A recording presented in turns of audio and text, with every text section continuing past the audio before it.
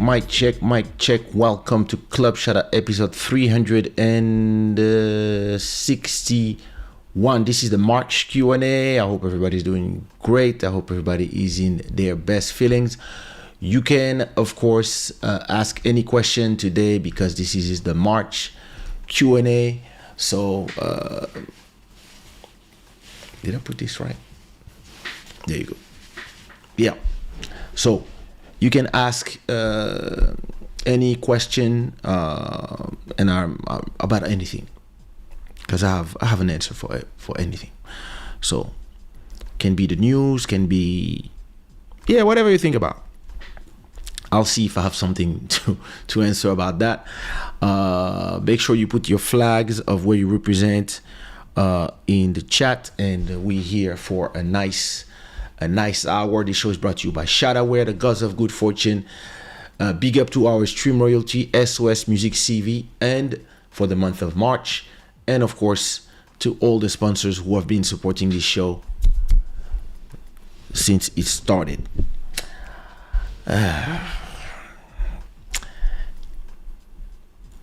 I'm pissed at Instagram. These people,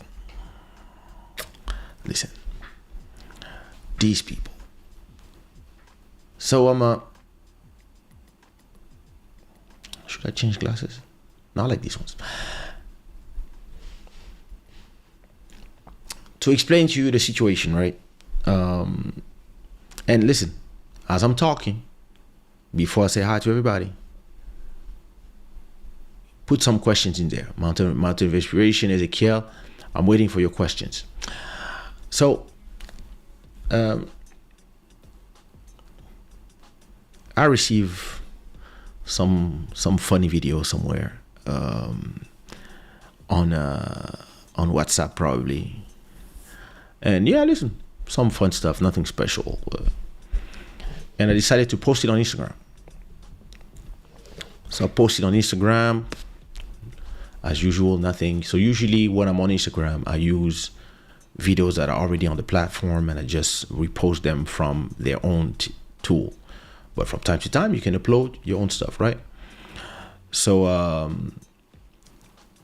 upload the video, put my commentary in the back, nothing special.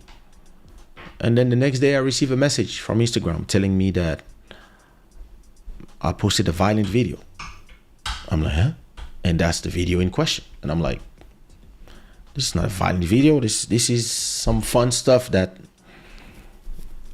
some people did. And there's no, there's like some violent video against women. I was like, what? So it was like a guy making a joke and he's separating a couple. But as he's separating the couple, he's touching the breast of the woman. But it's a skit. It's a fun skit. And Instagram. So I go to Instagram and I do an appeal. So I do an appeal. I said, no, listen, look it again. It's not a violent video, etc. They look at it again and they say, no, it's a violent video. And I'm like, these guys are crazy. All right, listen, I don't care. I mean, it's just a post. So just remove it. I don't care. But since then, I lost the ability to do live video on Instagram. And apparently, from what my account says, which is, to me, it's stupid, but all right. My account says that I could not go live on Instagram until, let me check. Until yesterday. So now it tells me that I can use everything on Instagram. You see? That's what it tells me. You can use all Instagram features. You have access to comments, following, going live, etc., etc. All right. So normally I should be able to go live. But when I try to go live, it tells me that I don't have access to the feature.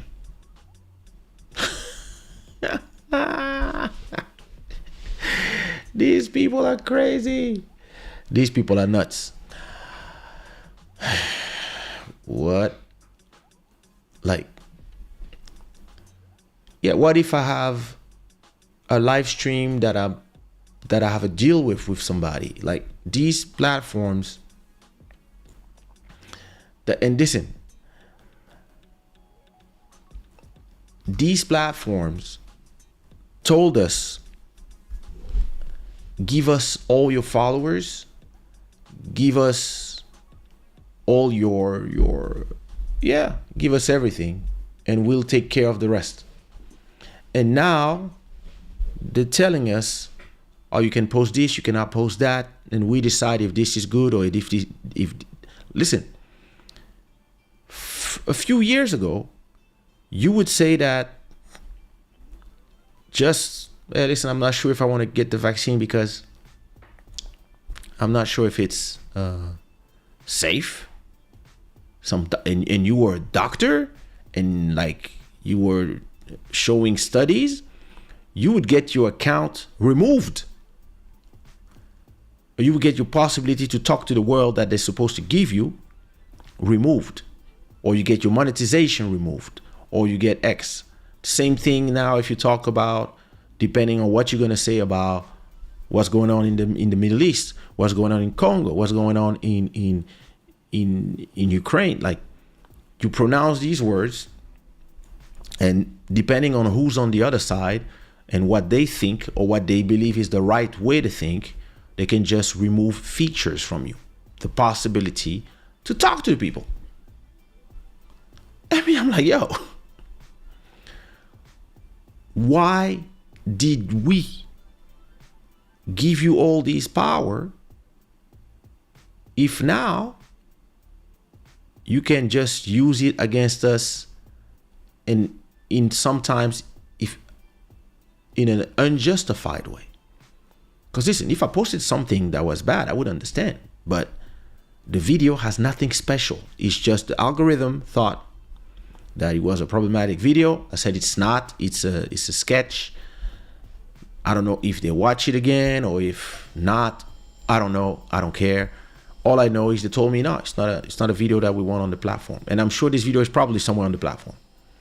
But so okay, cool. Again, I don't care. It's okay. I have thousands of videos on my Instagram page. But now because of this, you remove me the possibility to go live for a week, and at the end of the week, I still cannot go live. So look, if I show you, so I cannot do it now, but if I go to my Instagram and all right. If I go to my Instagram now, what is this? Huh? I see an ad. Do you see an ad? What is this? Wait a minute. Wait. Give me a second. It seems like there's an extra window. Ah, there it is. The fuck is this doing here? Sorry. Look, if I go to my Instagram, right? There it is. And I click on create, do a live video. So that's what you have to do if you want to go live as we are doing, right? Add a title for Club Shada, for example, 361. And then I do public. And when I say next, it tells me your account is not eligible to use this feature. Try again later. So probably it's going to work tomorrow or next week. Who knows? But bro, this is infuriating. And this is why I decided to go back. And so these last few days, I rebuilt my own website, sushiro.com. And I just went from scratch and I redid that. So you have, for now, you have all my new releases when you can check and listen to my music. But I'm going to start posting more stuff in there. I'm going to start posting my quotes in there. I'm going to start pushing my content on my own platform again, just like 20 years ago, because I don't trust the platforms anymore.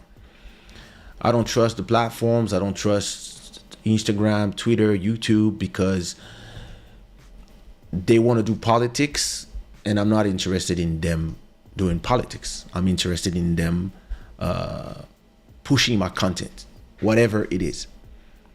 The people who have to decide if your content is good or not or if your content interferes with the laws are judges, not people on the platform. I mean, listen, if you are against, I don't know, people who believe they are cats, right? And you say, like last week, you laugh about this, right? Maybe the person who's moderating YouTube today, because they probably have 10,000 people moderating. Maybe the person who's moderating today has a kid who thinks she's a cat, and maybe herself thinks she's a cow. And she can be like, oh my God, he's transphobic. And boom, remove your monetization, etc. And all of a sudden, you cannot do live again on YouTube. There you go, your show is fucked. Why? Because somebody is overstepping their power on these platforms. And I believe it's time for the people to show them a lesson. Either start leaving the platforms, going back to their website, or starting to sue them whenever these type of things happen. Because, come on, it's okay. My main platform is YouTube, but from time to time, yeah, I like to go to Instagram because it brings people, it brings other people. But hey, listen, we are live on Instagram, we are live on Facebook, we are live on Twitch today. Where are we today? Yeah, we're on Twitch, Facebook, and Instagram. And so I probably will add Rumble now. Because yeah, listen, these platforms, we gave them way too much power, and we in a world where slowly we can see that people that are in charge of all these platforms and people that lean a little bit to the left have a tendency to like censorship. They have a tendency to tell you to look at the world good and bad. If you're on the good side, it means that you think like us. If you don't think like us, it means you're bad. And we need to protect the other people on the platform from you, so we don't want you on the platform. And a lot of times, after a few years, you realize that, damn, he was right. Oh, and they never take any accountability. So listen, I believe that these people should be sued by some powerful people. But hey, it's all right. So good. Probably tomorrow, I'm gonna send them a message to tell them, yeah, what's going on? Can't go live, and my account has no problem. What's up? Always on the groove, Mr. Lopez TV. Bless. Don't forget to put your flags in the chat and make sure you like this live, please. Mountain of Inspiration. What up, my cousin? What it do, Ezekiel Nicolo? Don't forget to prepare your question. It's Q&A today. SOS Music CV. I'm sure you have some question. Go ahead, post them. All right, I see some question. Hey, Anan, what up? Le programme. Je chante à Paris le 30 avril. That's the program. I miss your super chat. Thank you so much, my sister. Thank you so much. Thank you so much. Listen, you have to come see me perform 30th of April in Bondy. Listen, I'm telling you 2 months in advance. So, put in your calendar, Kaysha Show Bondy. What it do, Master Electronic? I'm waiting for your question.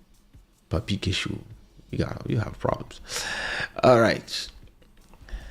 Let's go for 40 minutes of Q&A after my little Instagram rant. First question from Ezekiel. Kaysha, as you grow, do you think of writing a book or release a movie? You already talked about that in the old club chat. Listen, I don't think a movie is enough. I believe a series like the Wu-Tang series. I don't know if you saw the Wu-Tang series. I need a 3-season with 30 episodes, because My life is a movie, and there's three parts that I can think about. The last part would be my life here in Portugal, probably. The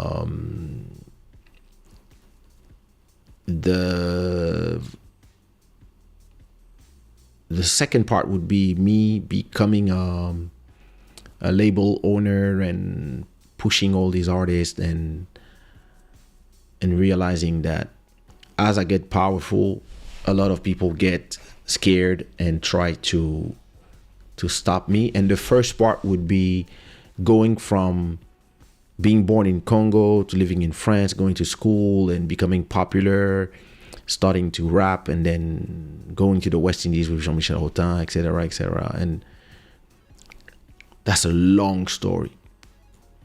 So I don't think a movie is enough. Yeah. I'm really thinking about documentaries. I'm thinking about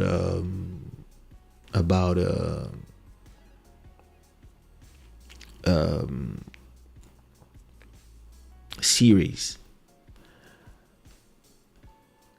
Because in a 1 hour and something movie, there's not enough space to. I could tell a specific story, but there's not enough to tell that whole thing. Listen. I would need a whole new podcast just to tell my story, like from the beginning till today. Yo.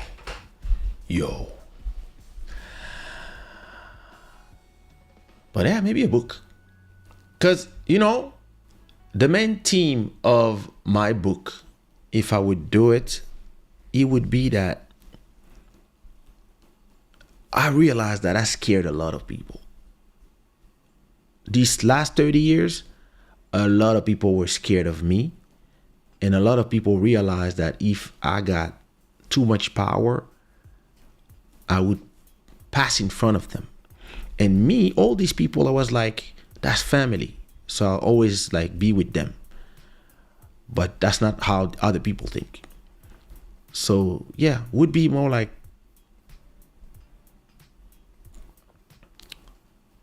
trying to play for the home team and always being seen as a threat.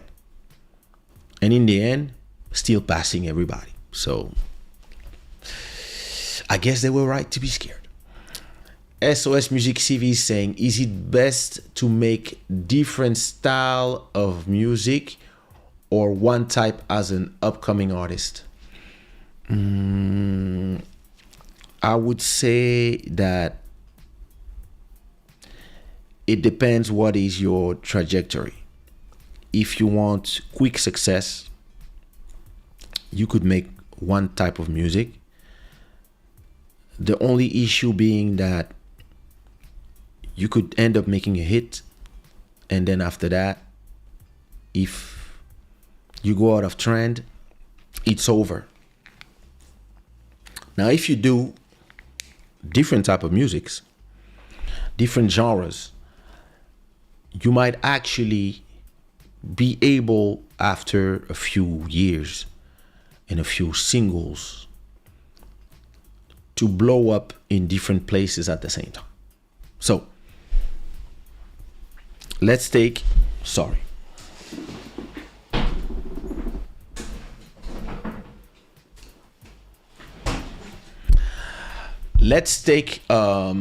my career, for example. From the beginning, I told everybody, I want to become big in Japan. That's what the first thing I said. So let's go to my first album, Kaysha, I'm Ready. So there you go. Oh no, I want Spotify. Oh, Lord. Spotify. There you go. All right. If we take my first album, right? Why am I so...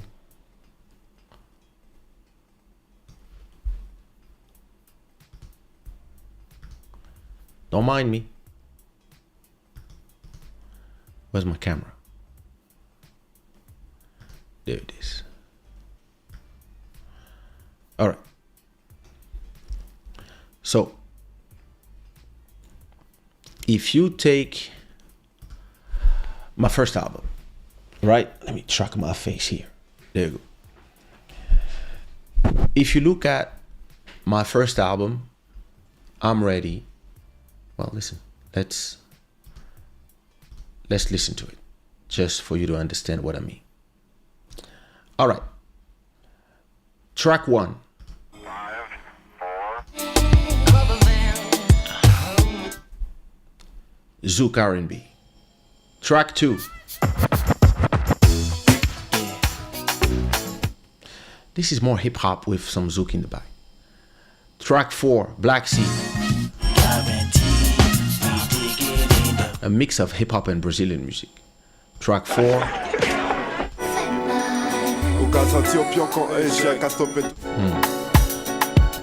Zouk, I'm Ready. It's a Zouk track. More or less.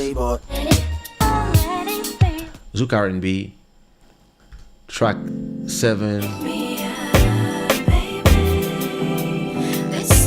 It's a mix. Love someone every day. Around the globe is more jazzy thing. Me and my crew, she used stay in the bush, put my feet in the sand, forget Flatbush. I mean, hey yo. Now let me take my breath in the West Indies. I'm already forget my vest. This actually is more inspired by pagode Brazilian music, right? So that's I'm Ready. The next year after I'm Ready, I release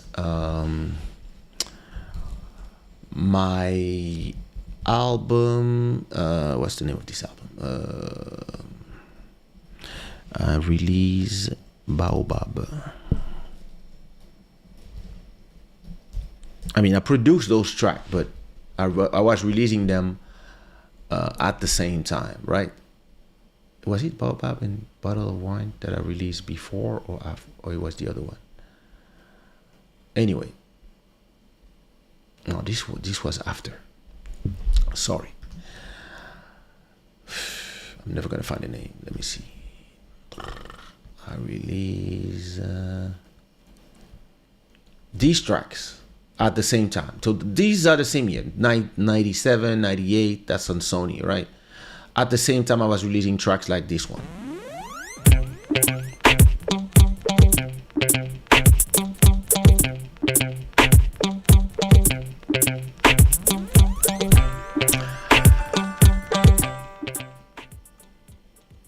And at the same time, after blowing up with some Zouk tracks, right, I ended up blowing up with On Dit Quoi, which is an Afro joint, coupé décalé, mixed with hip hop. And then I was in Kizomba, then I was back in Zouk with Bien Plus Fort Que Memo. Then I had a huge compa. Actually, Bien Plus Fort Que Memo is a compa. And then I also did some hip hop tracks for other people. And actually, doing multiple genres is, you might take longer to arrive there, but the good thing is, because a genre is going to be popular for 2-3 years. So listen, we had 5 years of Afro beats. Now it's 5 years of Amapiano. After that, we're going to go back to reggaeton, or maybe it's going to be compa. But compa right now is in fashion after my song blew up on TikTok. So you have these cycles that if you stay focused on one genre, let's say you focus on compa guyad, for example. While it's hot, you might be hot. But when people move to the next thing, they move away from you too. Now, if you do 10 genres at the same time, you do some Afro house, you do some this, some that, not only you can move from genre to genre and don't have to follow fashion, and you can do what you want. And another thing that is great is that you are also teaching your public that you are a free person and nobody's going to bully you into staying in one genre or another one, which they do to a lot of people. And when they try to do it to me, They're, yeah, well, you have to come back to Kizomba because you're the Kizomba. I'm like, I didn't start from Kizomba. I started hip hop. I started as a hip hop beat maker. Then I moved to this and this and this and this. And actually, I want to do what I want to do. You want to listen to some Kizomba? I have probably 100 tracks that are there. You can go listen to my catalog. You want to listen to hip hop? I have probably 6 or 7 hip hop albums, just instrumentals. You want to listen to house music? I have 2 house music albums. Afro house, I have that.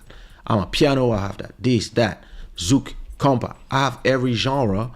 And actually, when a genre like TikTok, for example, made something going on blow up, and all of a sudden compa is blowing up, it's one of my track that is blowing up. And then people are like, oh my God, and then you become the #1 compa singer in terms of streams, and people go and listen, look for other compas of you, and you have another 20. So it really depends what you're trying to do. If you're building a catalog, it's better to be very it's like when we talk about investment, when you talk about investing, you don't want to put all your money in one basket. Because if real estate goes down and you invested $1 million in real estate, maybe it goes down 80% and your 1 million becomes 200,000, and yeah, you're in despair. Now, if you invest 100,000 in real estate, 100,000 in pharmaceutical, 100,000 in technology, 100,000 in Bitcoin, 100,000 in altcoin crypto, 100,000 in Microsoft, Apple, etc., 100,000 in food, 100,000, etc., etc. You are diversified. Let's say technology goes down, there's a bubble, or real estate goes down 80%. You, instead of losing 800,000, you only lose 80,000. You still have 20,000, and you can wait because your other 900,000 are still here. So you can focus on these ones, and maybe when the real estate went down 80% and it's now worth, let's say, 20,000, maybe another 2 of your thing went up 300%. So maybe you put 200,000 in pharmaceutical and food, and now you have 600,000. Maybe you can take so you have an extra 400,000. Maybe you can take 200,000 for you that you made, right? That's your bonus. And then you take the other extra 200,000 that you have, and you invest everything in the real estate while real estate is dead. And then you wait 5 years and you leave it there. When it's down, you put 200,000 and you wait. In 5 years, real estate goes up like crazy, and your 200,000 turns into 5 million. So that's the way I see it. Kendrick Ross, what up? No, we're not back to the original schedule. I'm just late. Can you imagine some people, all the business? Listen, these guys are crazy. SOS Music is saying, how do I make my kick and bass sound good with clashing? Ooh. All right.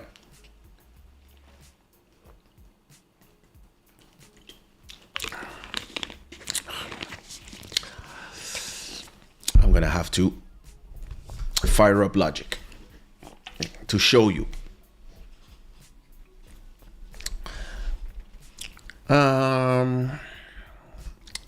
Let me see.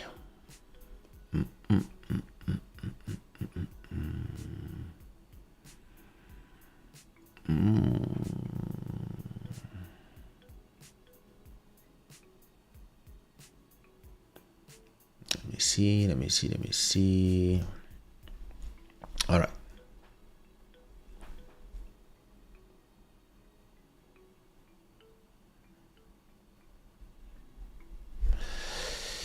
So how do you make the kick and the bass not conflict with each other? This is your question. So,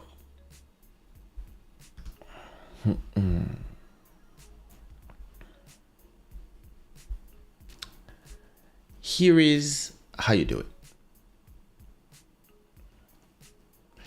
Let me see, look back. Audio, no, that's here. You come in. Okay, perfect. Everything is working fine. Let me turn off Spotify. All right. Let me find something with a good kick and bass that are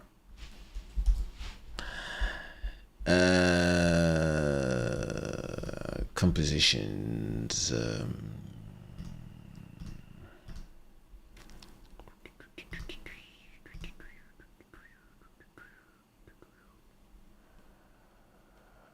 For example, let's see if this is. I'm gonna load one track in a random track. I don't even know how it sounds, but we're gonna try. All right, here is a track. What?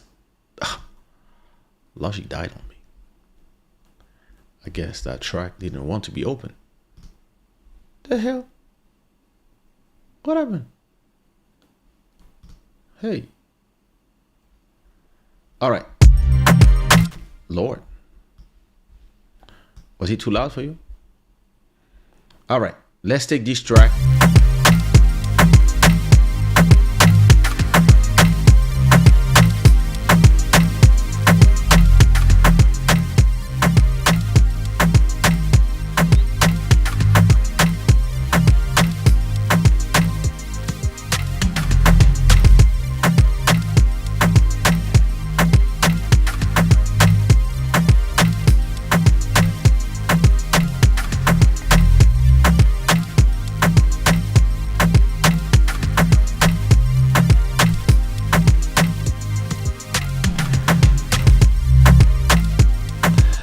Okay, this bass is not conflicting because like lesson number one is you choose the right bass with the right kick. But let's try to see what we can do. So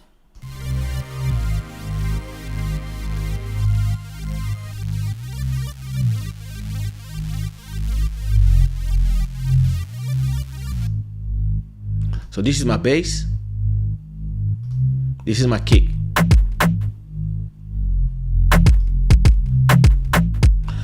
So here, they're not conflicting because I choose the right sound. But let me take something that is very, very subby.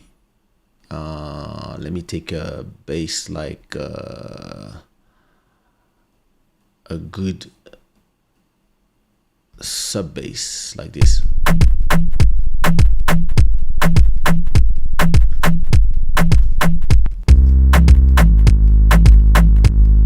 So see now they both, let me remove the overdrive. This is not, wait. I need a real sub bass. Wait. Just for you to understand how you do it. So let me take this. Let me find a bass that I produced, man. That did sub dada. There you go. What is this? All right. For example, perfect. So first of all, they're still not really conflicting because the way I mix my tracks, anything is already not conflicting with each other. But let's say that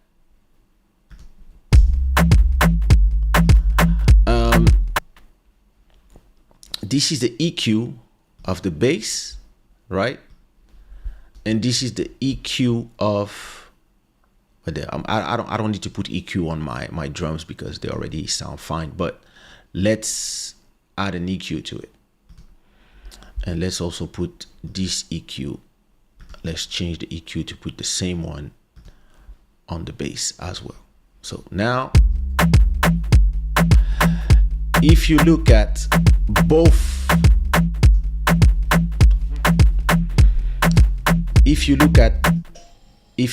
both, sounds, you will realize that the kick,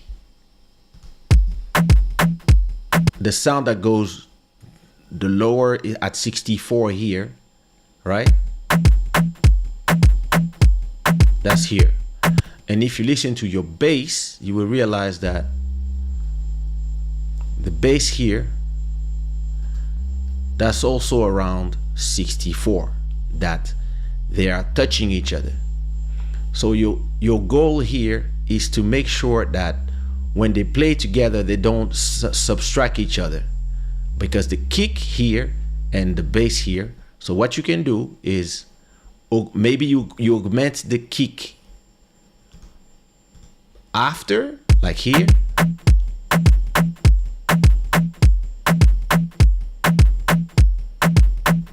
Here. And you turn it a little bit here. Actually, I would do the opposite. I would put it down here a little bit.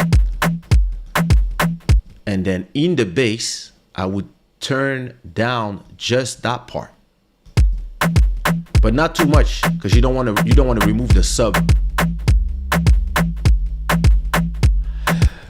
So another thing you can do is to create a pumping sound. If your kick goes like this, thump, thump, thump, thump, thump.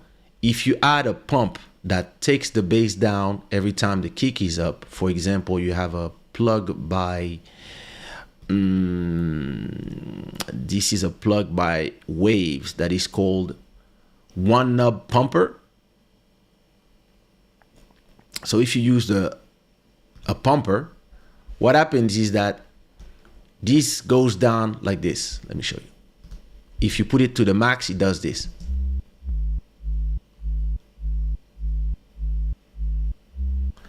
But if you put it lower, see? Wing, wing, wing, wing. But what happens is every time there's a kick, the bass goes down a little bit. So now, you don't hear it. You hear it when it's alone.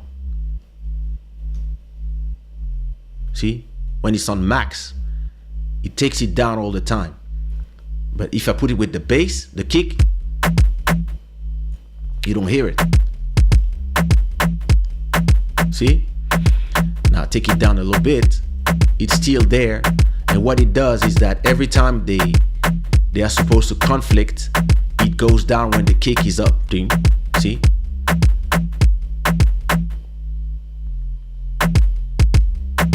Actually, you can even put it on, let's say you want to put it on.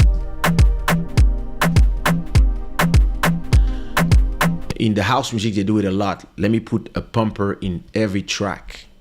I put it on the other tracks, right? What it does, it makes the kick go out because everything ducks every time there's a bar loop.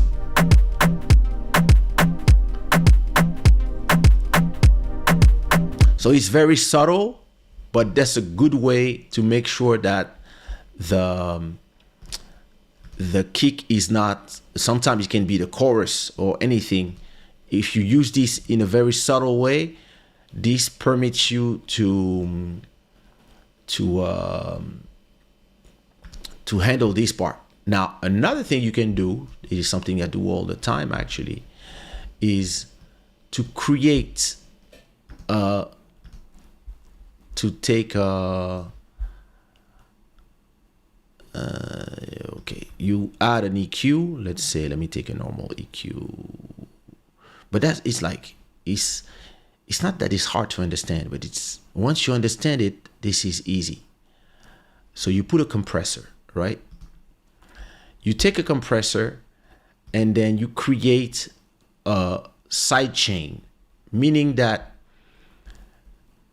it's only gonna react to the drums, the kick, for example. So here you select your side chain, you select audio, the kick. Now, every time the kick plays, it reduces the bass. So you don't even need to play it. Seems like you reduced it too much. I don't even hear my thing anymore. What's going on?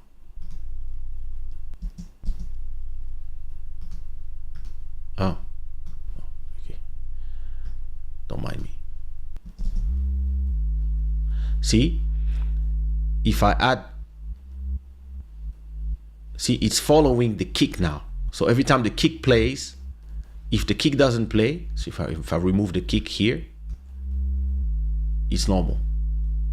So what happened is that everything that is playing from the kick track goes into my compressor and reduce the sound of, so here you have a kick and a drum.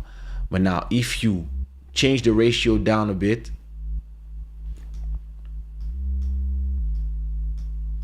like this, it's not too much. Now every time the kick plays, you see it reduces the bass part just a little bit. And when you add the kick, you don't really hear it, but it makes the kick slam. Now if you turn on everything,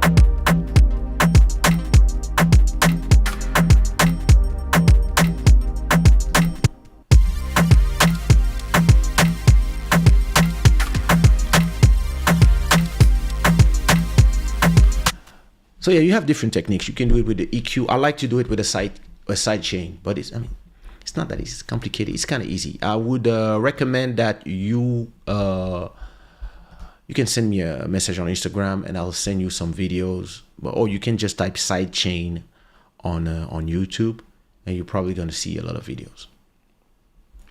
All right, let me quit Logic. No, I don't want to say if this beat was finished. All right. I took the time on this one. That was the second question, Lord. Ezekiel, Kaysha, do you think Trump is going to be the next American president? Yes. Anan Force Honor La Famille, thank you again for the super chat, and you are the stream royalty now for the month of March with a 20 euro donation. Thank you so much, my sister.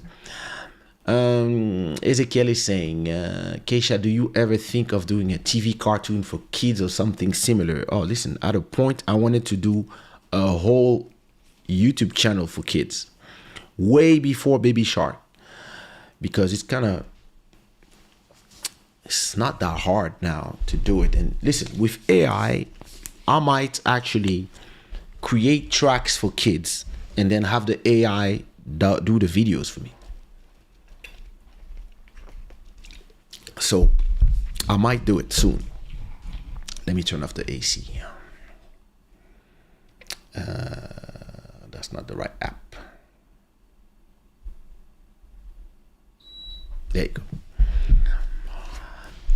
go. Kaysha, do you have a pet? No, I'm allergic to pets, and listen, I don't like pets. Mass Mountain of Inspiration is, that's a great point. You give them all your followers and then the platform turn around and tell you how to behave around your followers. That's crazy. That is crazy. I don't know if you remember when OnlyFans decided to turn on who made the platform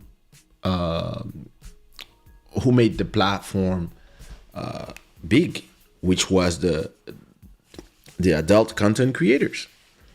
One day they woke up and they were like, if you do adult content, you cannot monetize anymore. We don't want you here anymore. They were like, what? So they went back and turned the decision around. But it shows you, like, you cannot give all your followers to these people without a guarantee. And that's the issue to me. Listen, I prefer paying a platform and maybe have less followers but have total control than being there and fighting with algorithms. Listen, you know how many followers I have on Facebook? I have 900,000 followers on Facebook. And when I post a photo or a video, I have less comments than on Instagram. Does it make sense? No. Makes zero sense. Why do they follow me if they cannot see my posts?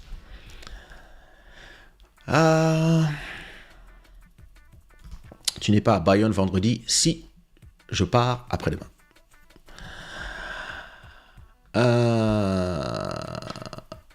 Les dédicaces, ça fait longtemps que je n'ai pas fait ça.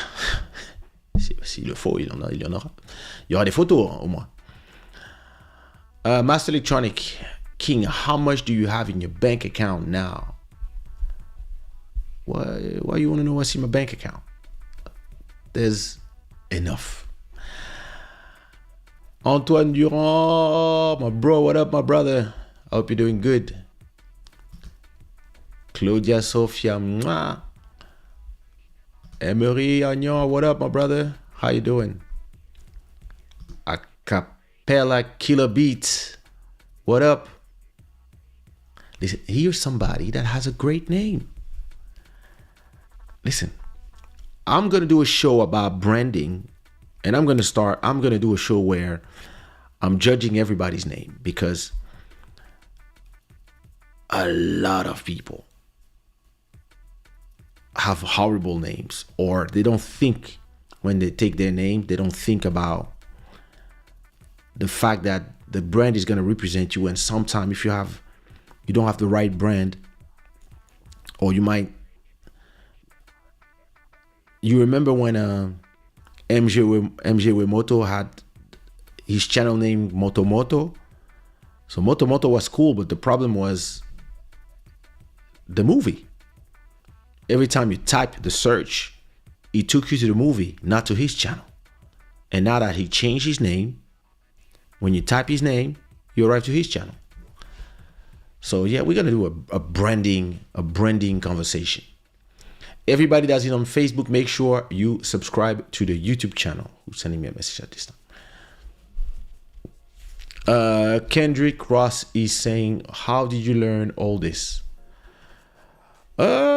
Some of it I just figure it out by myself because it made sense, and other things I love to go on YouTube and watch people mixing, people explaining.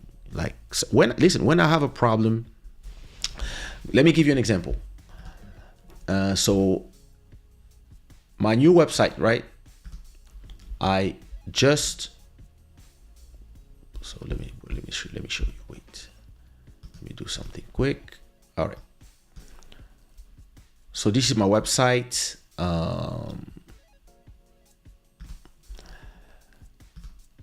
It's not a new website, but it's been my website, and that's where I put all my music, right? So I completely programmed it from zero, right? And there's a lot of things that I still want to learn how to do. For example, I would like that when you put your mouse and you hover around an image, I want the image to zoom a little bit. It's something that I don't know how to do. But everything else, yeah, I program everything myself. For example, I wanted that when you in a post, anything, you check anything in the website, right? Let me see. Let's say that you go like at page, let's say you go at page 5. So you are checking my track, for example, my track, Throw Away Everything. So you hear on the cover art, and I want that every time you watch a thing, you also have always my latest tracks here. So I didn't know how to do it. So what I did, I went to YouTube and I said, how do I show my latest posts on WordPress in a sidebar, for example? And then There was a bunch of videos. So in the music, I was like, how do I solve conflict between the bass and kick on Logic, which is the program I use, or when I'm mixing? And here it is. There's a bunch of videos. You see, they're using my compressor, how to sidechain bass with kick. There it is. The video is 12 seconds. You have another one here explaining what is you have a ton of video. Or you don't use Logic, you use 3D loops, FL Studio. Boom, here they are. And once you understand more or less what they're saying, then after that, all you have to do is do it yourself. And once you really understood how it works, then after 4 or 5 tracks, it stays there. And I have also keep most of the tutorials that I need. I keep them in.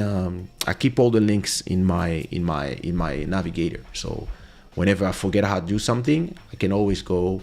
I have these for Photoshop. I have these for everything I use. So for example, on WordPress, when I needed to understand how to do this, so if you look at the content, the way I did it, and I did the whole website 2 or 3 days ago. I wanted to add these 4, and listen, I went to the editor. That's the editor for the website, and I had to understand how it works. You have the header here, the footer is down there at the end of the show, and here is the loop that shows every post. So I understood that I have to find the right template for the website. Oops, sorry, I went too far back. I went to the template for the website, so single post, and it shows you every time there's a single post, it shows you the header, the footer, and the main page. So the content, which is the post, etc., and then a list of tags. I added that to put all the tags that have to do with these posts, and then all my latest release, I create a new query that shows my latest post. And listen, I learned all this in 3 days, and I learned it so fast that after that, yesterday me and Buddy work on his new magazine, and I did this website too. And so he had the website already, but then I created the whole website. I mean, not the whole website. I helped him make it really look streamlined. So I added this. I put all these elements, which is something I know how to do. And then I show him, look, when you see your post here, you go to one post. At the end of the post, you have the latest post. So listen, me, once I know how to do something, I'm fast. I learn very fast. So this is how I know how to do it. Listen, I'm just good. Let's just say I'm good. I'm that guy. When a collaboration with Queen Angelique Kidjo from my country. Oh wow, I would love to. I mean, whenever she wants. This is legends right here. We met at the Cora Awards 20 years ago. Her and Miriam Makeba. I would love to.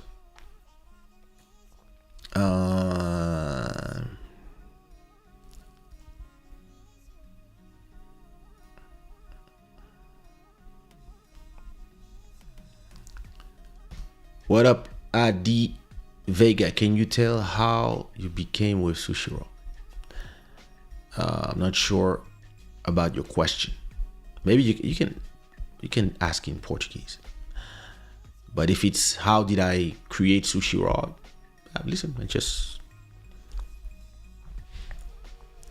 the label or the name. That's the future sound beat. What up?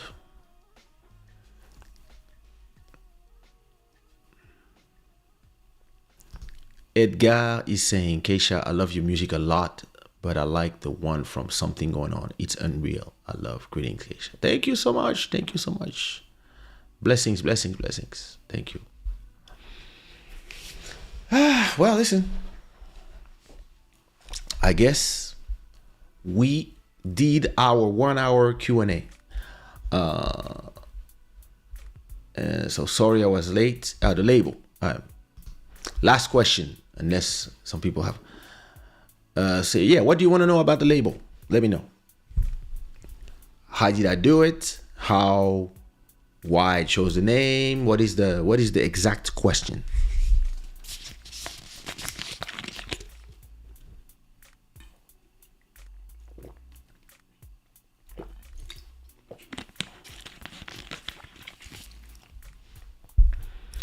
Hello, Marie-Ange. Listen, I believe, Marie-Ange, you are the one in the center. But I never know. Every time I look at your picture with 3 people, I'm like, is she the white brunette that is beautiful? Is she the black in the middle that is beautiful? Or is she the blonde on the right? That is beautiful too. I believe you are in the middle because of Dome. But who knows?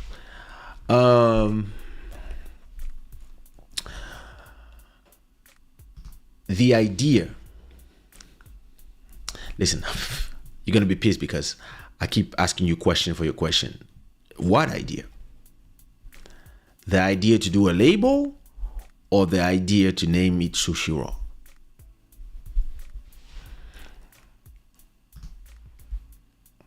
The one in the middle. So these are your best friends or your co-workers?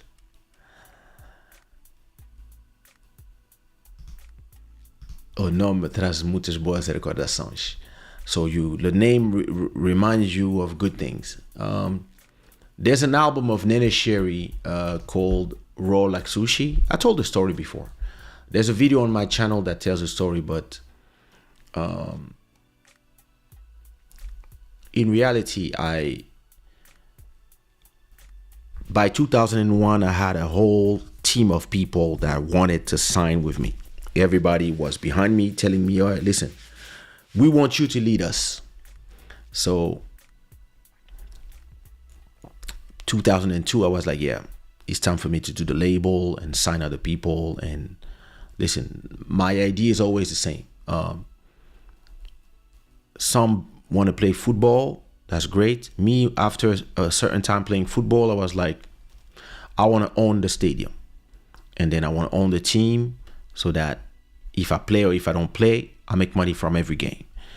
So when I was looking for a name for my label, and I was moving out of my mother's place, and when I was doing my boxes, I found an album by Nene Sherry called Raw Like Sushi. And I was like, yes, Raw Like Sushi, because my music comes from the heart and I don't really re-sing unless you really need. I don't really re-sing. I don't really change stuff. I like to write the first thing that comes out. This is what I'm gonna sing, because I don't like to think too much about music. I want music to be SOS Music. Thank you so much for your super chat. So I like to make music this way, to be free and to be real, raw, like sushi.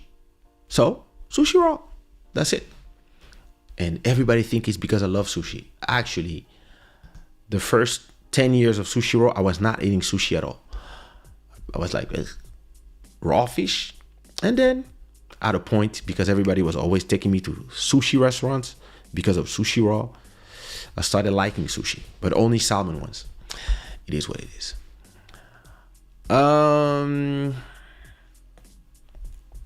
Ndome Ima Cameroonese first name. Nice. I have to go back to Cameroon. These are my best friends. Nice. SOS Music is asking, how do you manage artists in your label that overthink everything? Lord, I kick them out.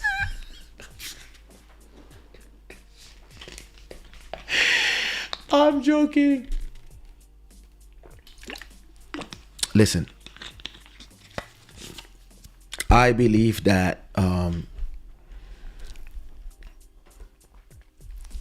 if people ask you to lead, they have to trust you. So when you are an artist, the worst thing that you can do as an artist is to think too much because you are scared of failure, especially in the world of today. Actually, this is one of the reasons why I release tracks every Friday. So I don't have time to think. I have a track coming out in 2 days. I have a track coming out a week after, and I have another track coming in a week after, and in 2 weeks. So look, if you go to my Spotify for artists, you will see that upcoming tracks I'm gonna have.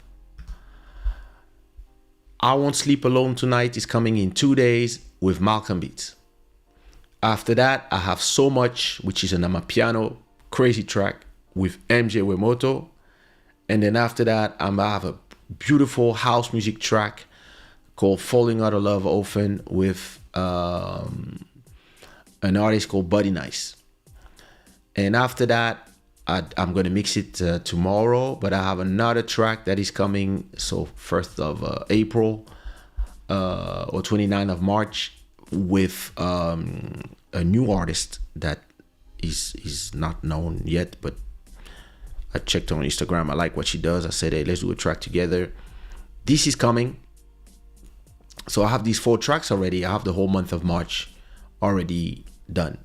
And I don't have time to think too much about things.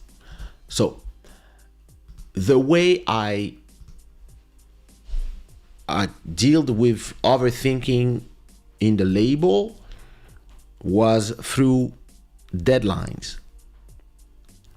You can think how much you want, but if the album is coming out in January, it has to be done in November.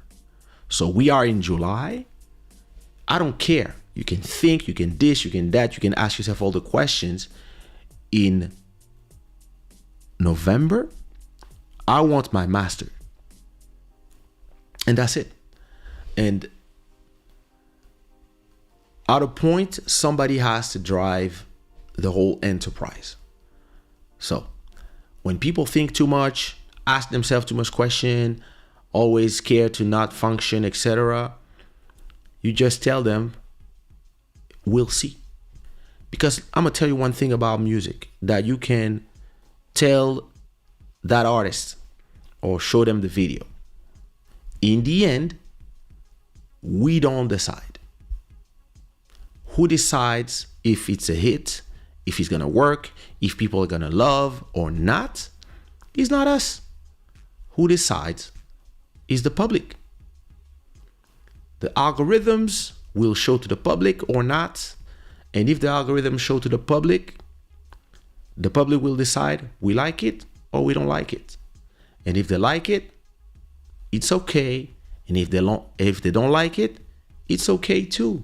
Because the most important part is you could express yourself. It didn't work? Cool. Let's do another one. Black Free Thinker, blessings from the US.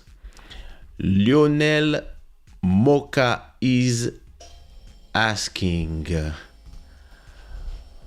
when we know that actual French urban pop is influenced by Zouk, do you think that Zouk can make a return? If you think yes, how? How many times did reggaeton return? 4 times already. Listen, music is a cycle. Zouk Zouk is not even returning because Nigerian artists are doing Zouk. Reggaeton artists are doing Zouk. And urban pop are doing a version of Zouk. So the question I'm always asking to people is, when do you say the return of Zouk? What do you mean? Because every musical genre is in perpetual evolution. So when you say Zouk, do you want to hear Zouk like Kassav in the 90s? Do you want to hear Jean-Michel Rotin style Zouk of the 2000s? Do you want to hear Kaysha style Zouk or Ali Angel Zouk or Nicole's Zouk of the 2010s? Or do you want to hear Zouk Kizomba style of today? When you say he's going to return, when it's a style that is in constant evolution. The problem of the people is they have an emotional attachment to the name Zouk. The people of the Zouk industry shot themselves in the foot, and they didn't protect their name. They didn't protect Zouk.com. They didn't do nothing when I used to tell them 20 years ago. They didn't do festivals to make Zouk spread around. You know that back in the days, we didn't say Kizomba. We said Cabo Zouk. We didn't say Afro Beats. We used to say Afro Zouk. Monique Seka, Oliver Ngoma, rest in peace. We didn't say Kizomba for Nelson Freitas. We used to say Ghetto Zouk. We didn't say urban pop. We used to say Zouk R&B. So Zouk was a big brand, and somehow they fuck up the brand. But Zouk is still here. There's no return to do. Listen, me, I'm not a nostalgic. If you want to listen to Zouk from the 90s, go listen to go listen to Quack, go listen to all these beautiful songs that exist. You can listen to a full catalog of Zouk music that is there. And there's a lot of Zouk artists that are there. It's just that the public is right now listening to something else. Right now, with TikTok, Compa is coming back. And after Compa, maybe it's going to be Zouk, maybe it's going to be something else. But music is a cycle. You have to understand this is when we arrive with our version of Zouk, me, Jean-Michel Rotin, Ali Angel, Nichols, etc., people were insulting us. What is this? Zouk in French, Zouk mixed with R&B, rap in English on a Zouk track. What is this? And then, because we were the younger generation, we used to reply to everybody, fuck you, we don't care what you think. Old people, now that we are old, we look at the young people, this is not the real Zouk. And they look at us, that Jew and them, they look at us like, fuck you, old people. And in 20 years, somebody will have something else. And then everybody will look at them, like that Jew will be 50, and he will look at them and go, yeah, this is not the way. This is not urban pop. And they will look at them and they will like, fuck you, old people. It's the same with hip hop. Rap, I grew up on Wu-Tang Clan, Pete Rock and CL Smooth, Gangstar, New York, grimy hip hop, Tribe Called Quest, Busta Rhymes, Scenario, etc. And the hip hop of today, for me, has no substance, I don't like it. I don't like none of these little something. I don't like their music. I prefer listening to Brazilian music, but I'm 50. They're selling millions. They're streaming like crazy. So why should I do anything, right? I'm just letting it. It's their generation, it's their music. But if you look at what the hip hop heads from the backpack era are saying, they hate the new hip hop. And the young people are looking at them and they say, fuck you, old people. So it's a generational thing. Zouk will come back by itself if it has to, but it will not sound like Zouk of yesterday, because music is always in evolution, just like language, just like everything.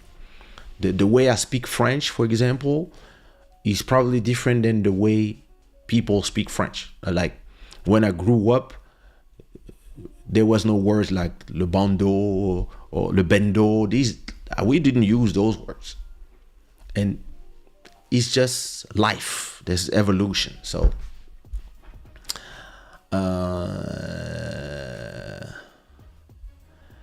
Black Free Thinker is adding, compa never died. It had simply and beautifully evolved over the decades under the radar. But this. I do agree with you. Zouk as well. Zouk is still there. People are doing Zouk. It's just that is under the radar now. The music world is like this. Like, compa has always been there. Actually, Zouk has been inspired by compa a lot, and then compa got inspired by Zouk, by Kassav. Then everybody got inspired by Kassav, and then after that, everybody was inspired by Kaysha, Angel, etc. And then now, then Guyad arrived out of nowhere, and then we got inspired. And before that, it was Troubadour. And then music is this. There's always a new subgenre. Like every time there's a new beat maker or a new musician that is listening to something and trying his way of doing something else, there's the possibility of a subgenre.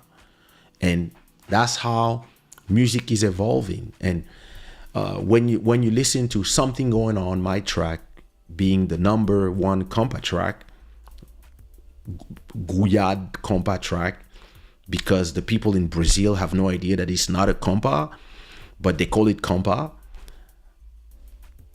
It shows you that the idea of a genre is actually something that is people trying to put things in boxes and in categories, when actually, if I take Something Going On, compa Guyad extended remix, the rhythm is kizomba. It's actually Candy Zouk and kizomba. The hi-hats are played compa style. I put some elements of Cabo Zouk and Afro Zouk from Manu Lima. The way I sing it is R&B, Jodeci style. And then on top of it, we added the Guyad solo. So it's actually a compa Guyad. It's also a kizomba. It's also a Candy Zouk. It's also a Zouk R&B. It's also an R&B track. And it's a mix of everything. And the same song between 2006 when it came out and today, they used to call it a Zouk. They used to call it a Zouk R&B. Then they start calling it a kizomba. And now they're calling it a compa track. So I believe it's more an emotional conversation than a thing. Another thing that I already said in interviews is that the Zouk,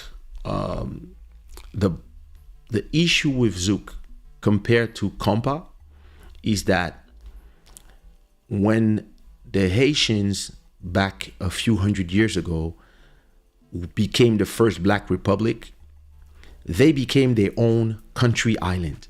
I mean, half of an island, but they became their own country. So when you are doing compa, you are doing a music that is the representation of a country. The French West Indies continue to be a French territory. And because of that, they don't represent a country, they represent a region of France. And Creole in Haiti is the national language. Creole in Martinique or Guadeloupe is not, because the national language is French. So it is, I would not say it's a colony, but it's actually a colony that became a département of France. So already, if you go in Haiti, you're gonna listen to national music. That is Zouk. So you might listen. Compa. You might listen to Zouk as well in Martinique or Guadeloupe. But if you go to France, which is the main country,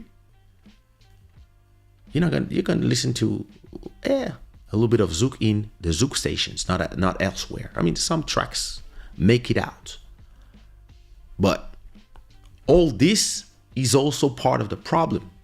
Is that you cannot defend your culture properly if, because of the country that is occupying you, your culture becomes subculture. So all this is a huge conversation that I love to have, but then after that, everybody get angry because, are you calling us a sub? I'm telling you what it is. It's like, there's no, I mean, let me not go and talk about what's happening right now in the world, but in the reality is there's a lot of also geopolitics in there, because if your music is the national music, it is really something that the country use as a soft power. Like when you think of hip hop, you think of America. When you think of blues, you think of America. Like you have all these genres, they make you think of a country. If I tell you K-pop, you know that it's Korea. J-pop, Japan. If I tell you Zouk, you're gonna think West Indies, but then there's a branding problem and there's a real problem of French West Indies belonging to another country. And because of that, they cannot push their music nationally to the whole territory of 60 million people of France and make their genre a genre. It's just like music bretonne or music from Corsica. Like all these are subcultures of the French territory.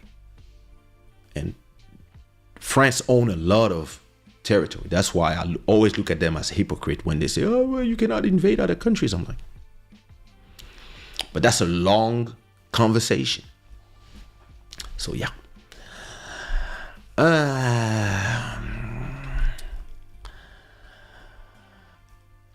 I said half an hour ago that we were done, but then I got it. What do you do when you are discouraged or unmotivated to make music? I go make new memories. Go get in love, then get heartbroken, or go travel and do nothing music. And when music needs to come out of you, it will come out. You cannot force these things.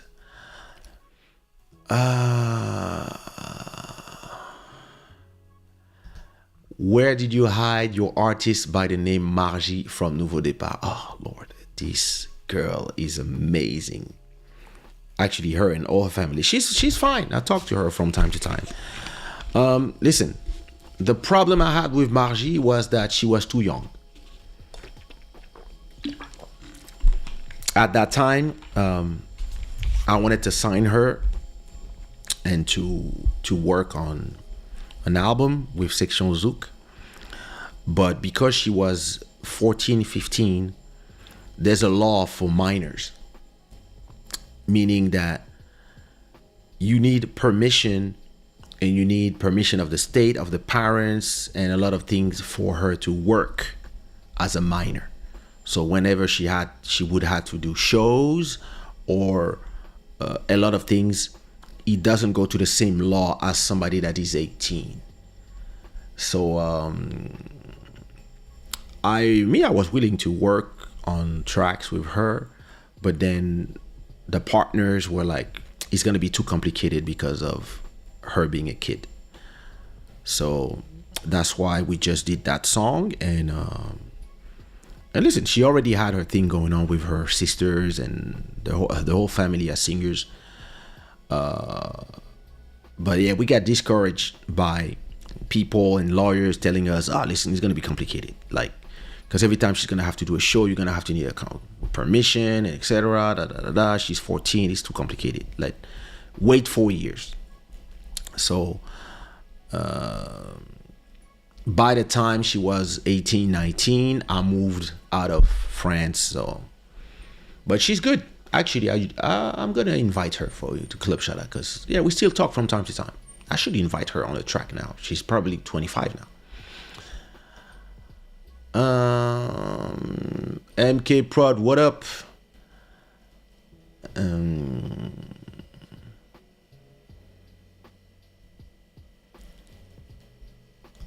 Quel manque de respect des petits jeunes. Sans Busta, sans Kaysha n'existerait pas. Well, listen.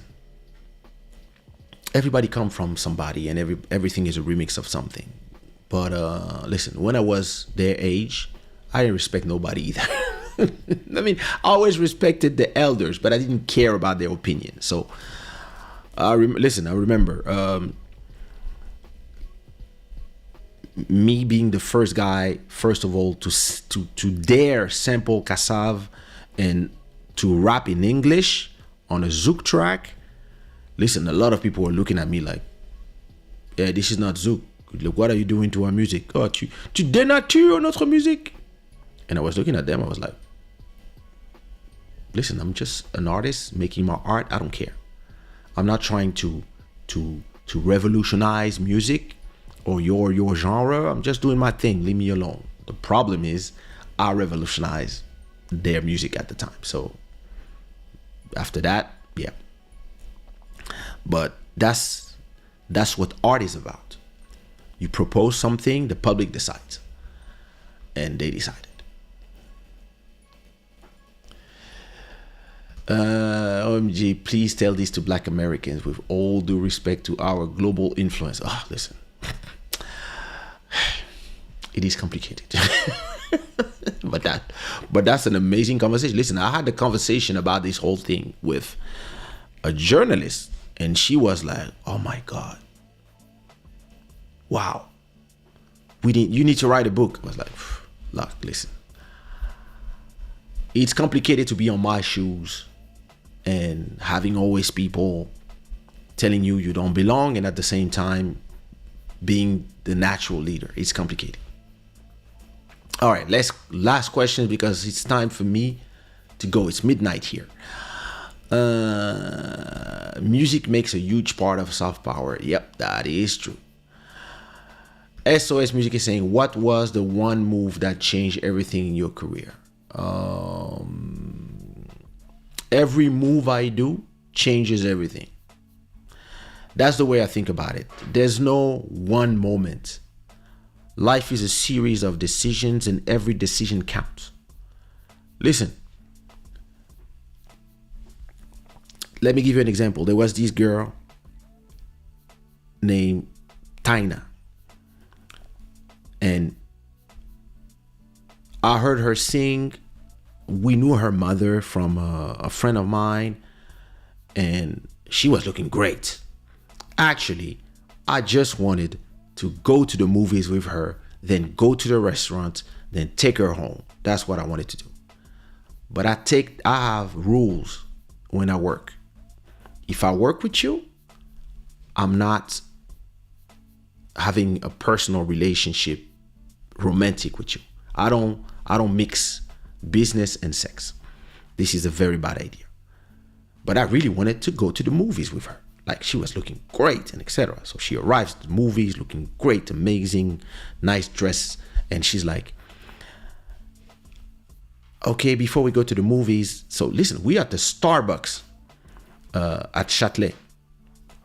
And I really want to just go to the movies, and she really wants for me to listen to her voice. And me, I'm like, listen, I don't want to sign you. I don't want to work with you. I don't want to go this way. I want to go this way. And she's like, okay, but at least listen to my voice. And I was like, oh, okay, whatever. Listen, I didn't want to sign her. I didn't want to do an album with her. I just wanted to take her home. But she convinced me to listen to her voice. So we in the Starbucks and she starts singing. And I was like, oh. And I canceled the movie because I realized that this was an amazing business and a great artist. So I said to myself, all right, change of plans. No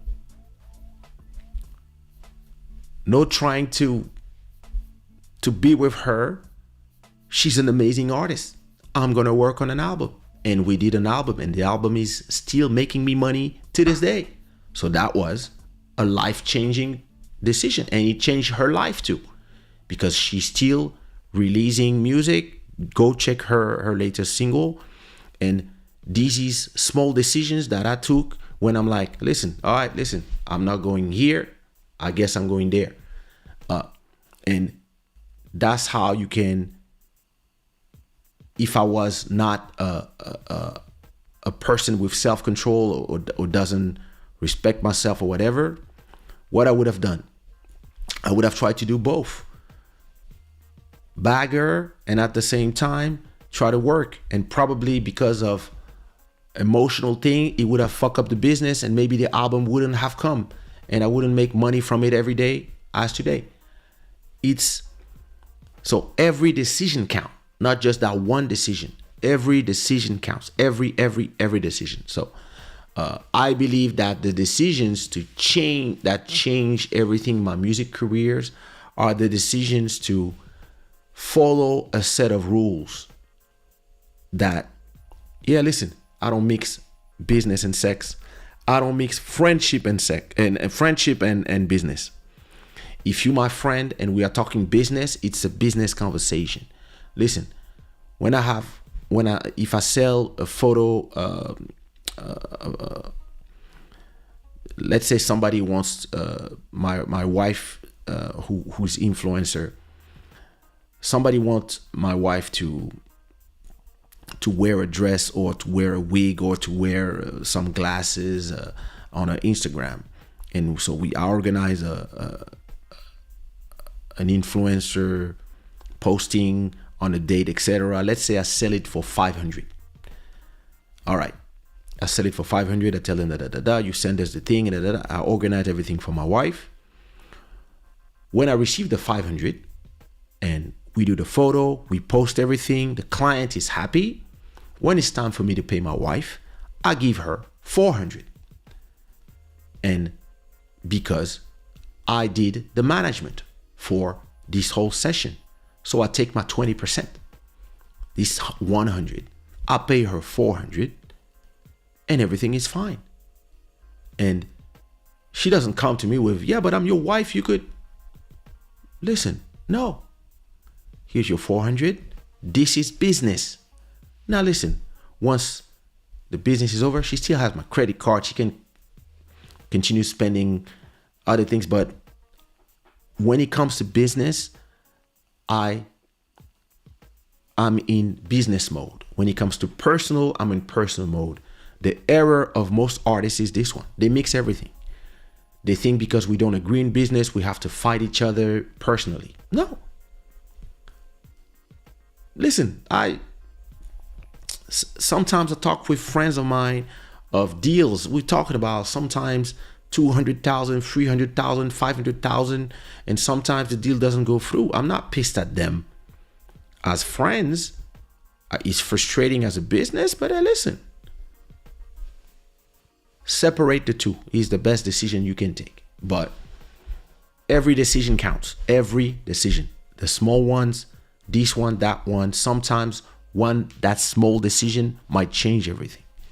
So I cannot say that there's a one decision. Maybe, okay, I still have some power moves For example, understanding in 2003 that the internet was the future, and telling my partner at the time, we do 50-50 on everything, but internet is 100% mine. And he said yes. And today I make 100% of the money. But every decision counts. Lionel, what challenges do you think tomorrow's music producers will face? Oh, bro. Tomorrow's or today?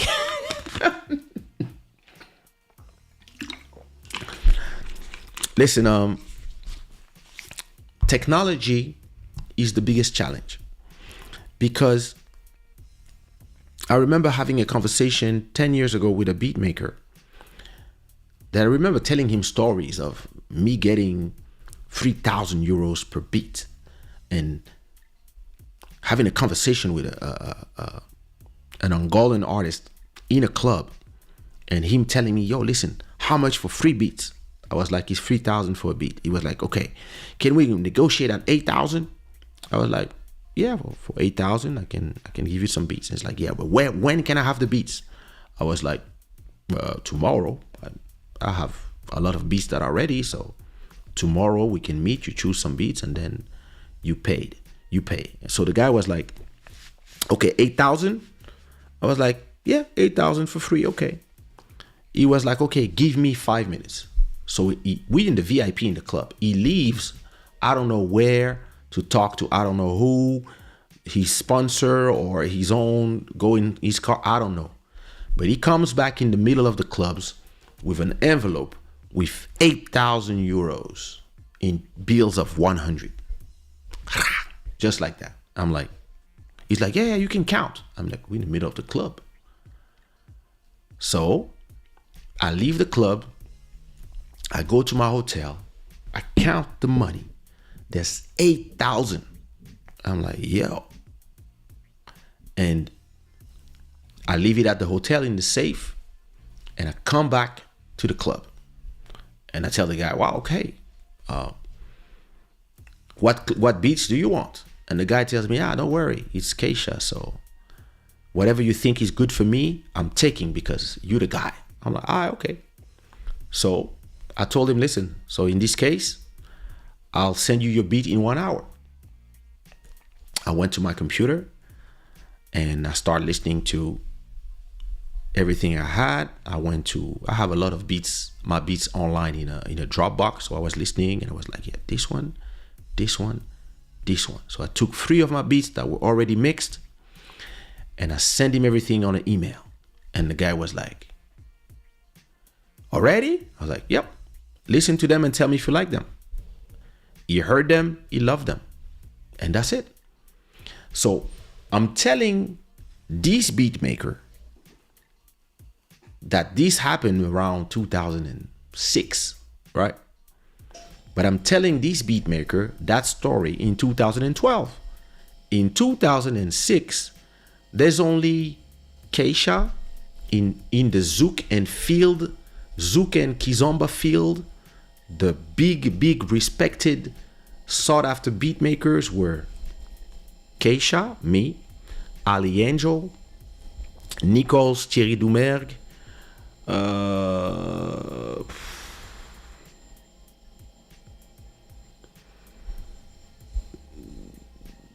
that's it. Yeah, maybe Jean-Michel Autain, of course.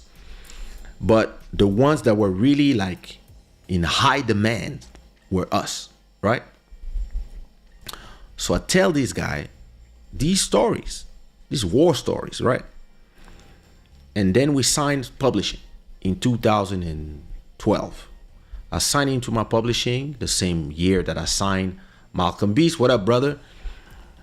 So I signed into my publishing, and after 1 year, he's angry at me because he's not selling beats at 3,000 like I used to do. And I'm like, bro, in 2006, it was 5 of us. In 2012, anybody with FL Studio can make amazing beats. So it's not 5 of you guys. Now it's 50 of you guys. So it's not the same business. And the artists from Angola don't need to come to Portugal to buy beats anymore. Now they can buy it at $50 to kids in Angola directly. And you have a lot of amazing beat makers that came out of Angola making beats and all around the world. So it's a different world where technology make it so accessible to make beats to everybody that the prices are going down because there's starting to be more offer than demand. Economy one-on-one. And he was pissed at me. And I was like, fuck you. You don't have to be pissed at me. Be pissed at the market. So that was 10 years ago, 12 years ago. Now, imagine, yeah, Eminem was good too, true. Now imagine, what up, Bruno? Now imagine in 2024, where there's 1,000 beat makers and there's crazy beat makers like Malcolm Beats that can do 10 beats every day. And then you have AI. So the challenge is always the same. The challenge is not really, can you make good music? Because anybody can make good music, or you can go to these AI platforms, they will create you the good music. It's just like music videos. Back in the days, my video used to cost 30,000. Now they cost 1,000 because technology make it possible to do with these camera. This camera costs 1,000. Look, it's the quality of a music video, right? So technology makes it accessible to more people. So the more people you have, the more content you have. The more content you have, the harder it is to sell it. So what is important is not if you're good or not. What is important is how the market values you as a beat maker. And this is why I have to do a whole show about branding. What is important is your brand. If I say the name of somebody and nobody cares, it means that your brand is not powerful. But if you go in Congo, Ivory Coast, Cape Verde, West Indies, Martinique, Guadeloupe, Guyane, you go to Brazil, you go to Portugal, you go to Angola, you go to Saint Thomas and Principe, you go to Thailand, you go to France, you go to Belgium, you go to the Netherlands, you go to a bunch of countries and you say Kaysha, people are going to be like, oh, the king of Zouk, or they're going to say the king of Zouk R&B, or they're going to say the king, oh, Kizomba, or they're going to say, oh, Coupé Décalé, on dit quoi, oh, something going on, one love.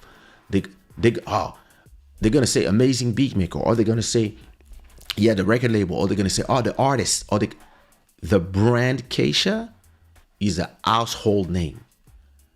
And this is what you need to survive the game. Because as the year passes, you're going to be able to type something on a website and you're going to have a beat that sounds like Kaysha. But now if you want a real thing, what's going to make the difference is not going to be your ability to make a beat or not. It's going to be your brand. And the fact that people want to work with you or not. And that's exactly the conversation I had with Bodhisattva yesterday. I was telling him, bro, anybody can be a DJ. And he got pissed because he was like, no, being a DJ is a da-da-da. I said, guy, bro, the people in the club who are drunk don't care that you can push all these buttons. They don't do the difference between you doing all your craft and a guy with tractor putting auto sync and having the machines do the work for them. For them, they just want to dance and listen to good music. So, yeah, but I'm a real DJ. Nobody cares. If somebody can do what you ask 5,000 for, they can do it for 150. The guy for 150 will win because the club wants to pay less.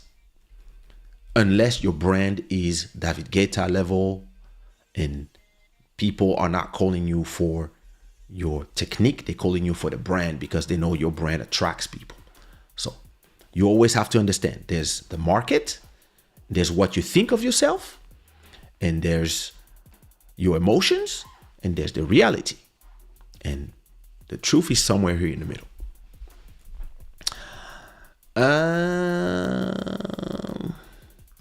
Do you think one day you will sell your masters? It depends of the price. This is how I calculate the price.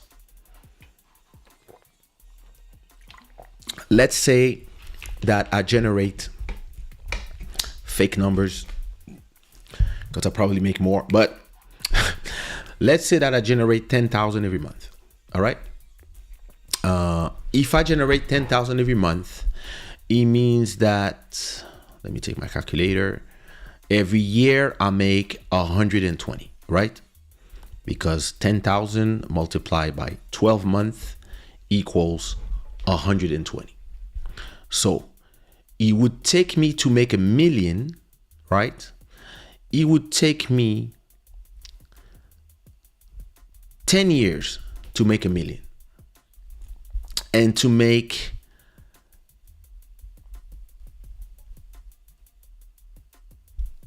$3,600,000, it would take me 30 years. So I'm 50. In 30 years, I'll be 80. So this is how I calculate the price. If I was generating 10,000 a month and it would take me 30 years with my catalog right now to make 3 million. If you give me, let's say, 5 million, I might think about it. And that's how I believe you calculate the value of your catalog. So it all depends how much your catalog is generating every month and how much, whatever amount you have in your head to say that you're going to be comfortable forever. How long it takes you to get there. If to be happy, maybe you want to buy a $1 million house or euro house, and you can have an extra 4 million to invest, to keep on the side, to make sure that your kids' education is paid, etc., etc. What else you need? So I have my price, which is depending on how much I make every month.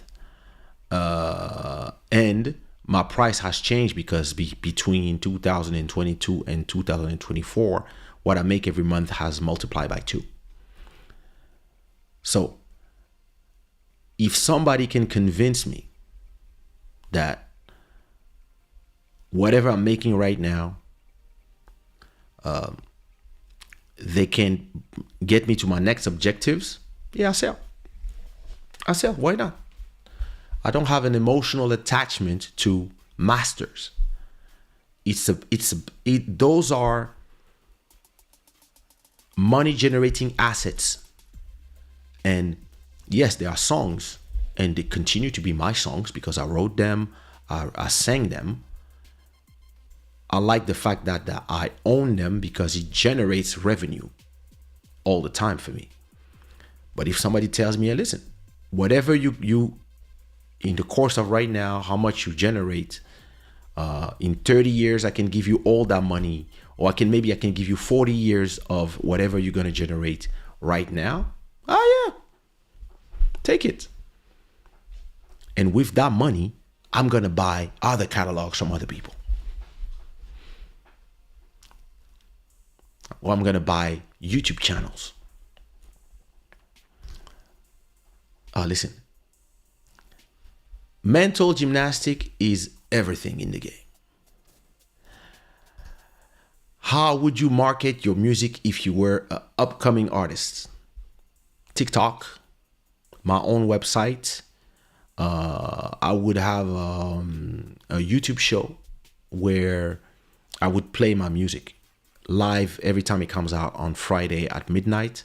I would come live and play my new tracks, and I would do 1 minute videos of every song, and I would try to make them as looking as a music video as possible in vertical.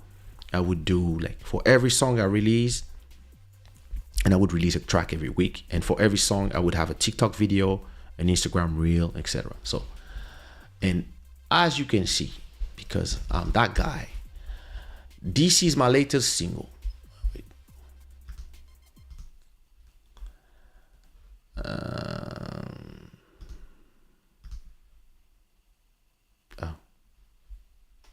So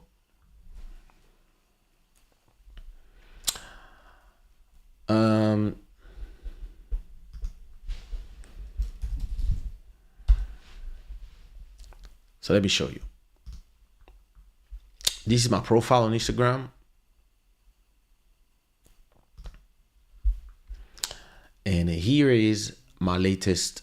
So if you go to my profile on Spotify, first of all, we're going to do it in the right way. Or if you go to my website, sushiro.com, you can see that here is my latest single, right? Oops. Here is my latest single, Une place dans ton cœur, the remixes. Oops. Let me go back. There it is. So, Une place dans ton cœur remix. The cover art was made by AI. And so, this is Kaysha, Une place dans ton cœur, the remixes, right? And these are all the remixes. So, there's 8 of them made by the Future Soundbeat, Magic Pro, Michel Son, the Ninjas. And if you go to Spotify, here it is again. The single, right? All right. Now, if you go to my Instagram,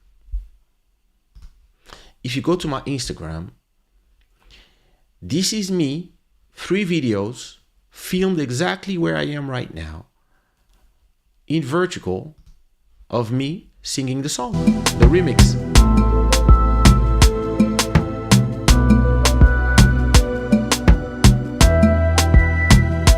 Comment définir l'amour? First video, second video, same thing, other remix. Michel Son, and then another one. Then it was another thing. Now, if you go to my TikTok,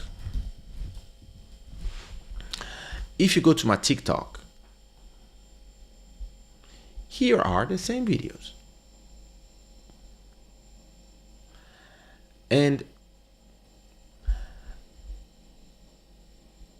then the people, if they like what they see, usually they continue their journey to Spotify or SoundCloud or wherever to listen to the full song. So that's how I would promote my music if I was an upcoming artist in that time. I would actually even do my own dance challenge on every song.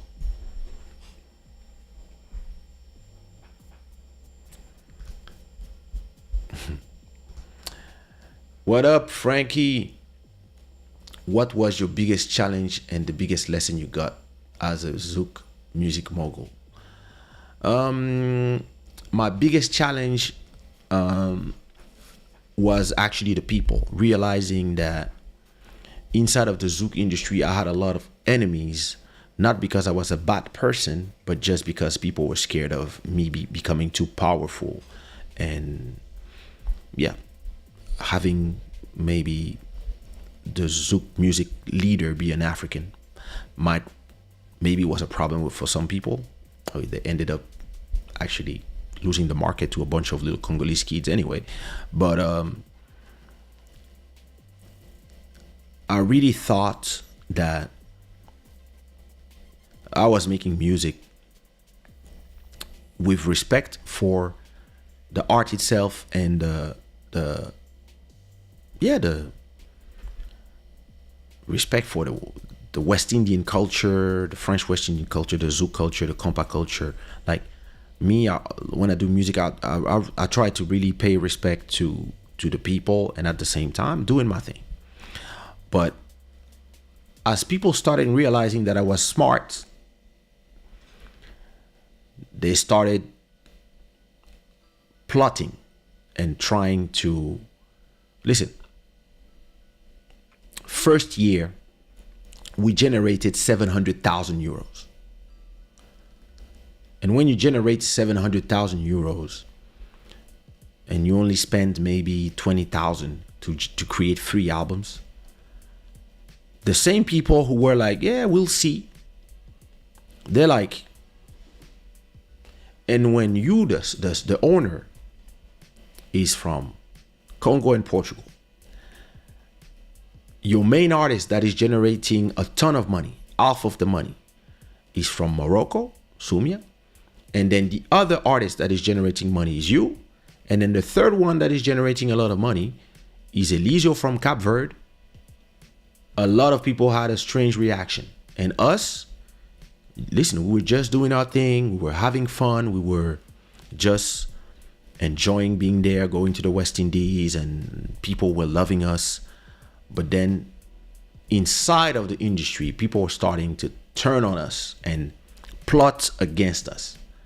And me, I was like, I'm not doing music to be at war with people or to, but then that's when you realize you are way too potentially powerful for them to let you come and take over. And me, I was like, I'm not even trying to take over anything. I'm just an ambitious person that is working with you guys, and I'm trying to push everybody up. But everybody was like, we cannot let this guy be too powerful.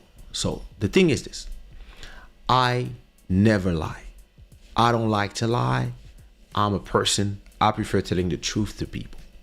And if the lesson that I learned in the music industry is that the artists, they love the liars.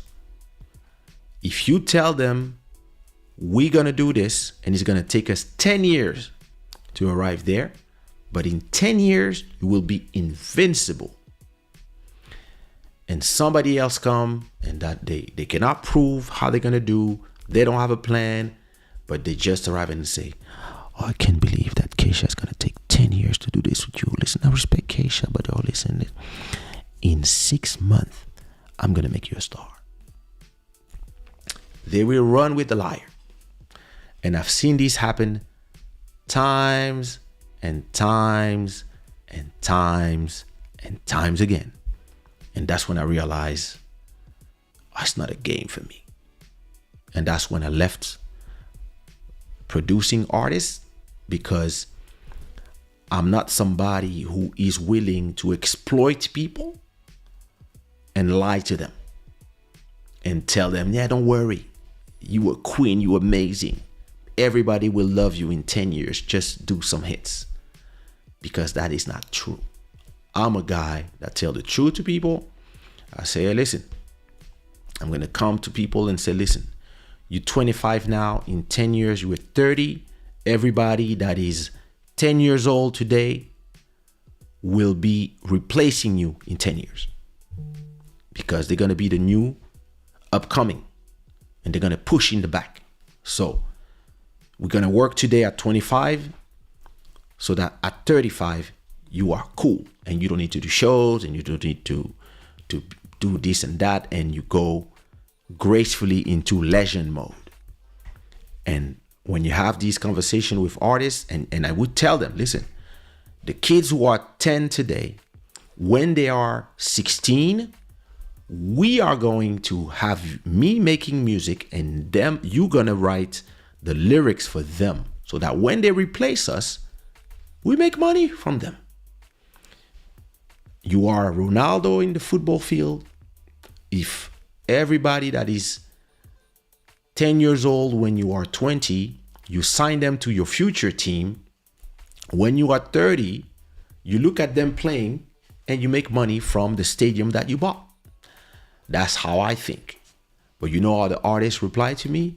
They were like, are you saying that in 35, people are gonna replace me. Oh my God, thank you for your encouragement. I can't believe that. And then the hyenas, they would come and say, I can't believe that Kaysha doesn't believe in you. And that was a great lesson. What was your first beat?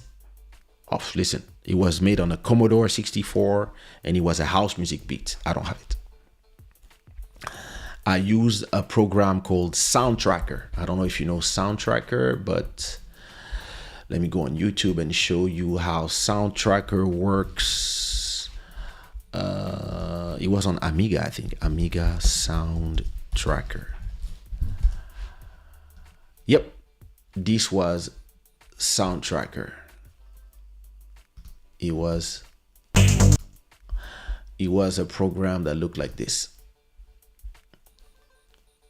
So you would have the pattern, BPM, some samples, and then on every line you would put a value, and then after that it would just play like this.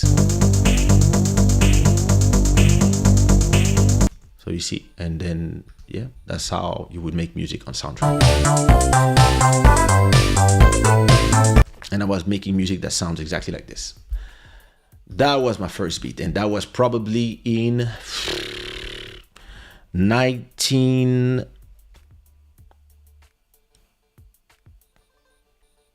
I don't know, I was probably 12. And then I discovered Cubase. You are doing a masterclass, bro. Respect. Thank you so much. Thank you. Thank you.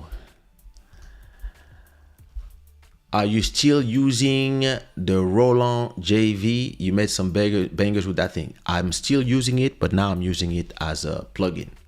I bought the plugin from Roland and it sounds exactly like the original. So, but I programmed a lot of tracks inside of it, sounds inside of it, and I like to program my own sounds, but I use a bunch of things, and yeah, I create my own sounds, and then after that I play. So yeah, listen guys, it was supposed to be a 1 hour video and we did a good 2 hours. I hope you enjoyed this Q&A. If you did, please put some fire in the chat if you enjoyed the conversation. We are back in with our regular programming Sunday. It's midnight and 30. I just told my wife that, don't worry, I'm gonna eat after. What is Bodhisattva saying? La cover est puissante. What is he talking about? I'm gonna call him. So yeah, I don't even know what are my subject for next. Oh yeah, listen. My next subjects are the death of the music studio, mistakes independent artists usually make that hurt their pocket, branding is a superpower, Sora AI, international brands in Russia replaced by Turkish brands, the end of globalization, how Steve Jobs got Apple back, Michael Jackson publishing business, etc. Listen, I have a lot of subjects that for Club Shada. So listen, if you enjoy the show, make sure that you subscribe to this YouTube channel and you come often. Maybe next week I'll be back on Instagram if these idiots lets me. And yeah, next week we see each other. So I'm gonna leave you with actually a track from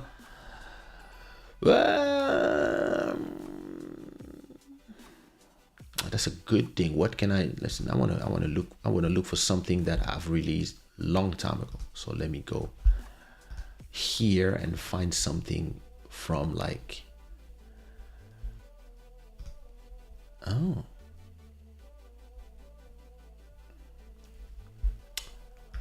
what can I play that is interesting? I'm gonna play you a track from I'm gonna play you a track from my 2010 album called Works of Art. Don't forget as well that Malcolm Beats and I, as I told you before, we have a crazy track coming out. Sounds amazing, like everything we do. I'm gonna play you a track called Give Me Another Chance from my 2010 album, Works of Art. And it's beautiful. It's crazy because once you have the amount of hits I have, you start having a lot of tracks that they just go under the radar because it is what it is, and you are in competition between yourself. But I always love that track. Actually, I really love Crazy Love, but Give Me Another Chance is a track that I really love, the instrumental that I did, and I love the whole track. And yeah, it's a track that went under the radar. So I'm gonna see you when I see you, which is Sunday, and enjoy this track, and you can find it in the platforms. Peace.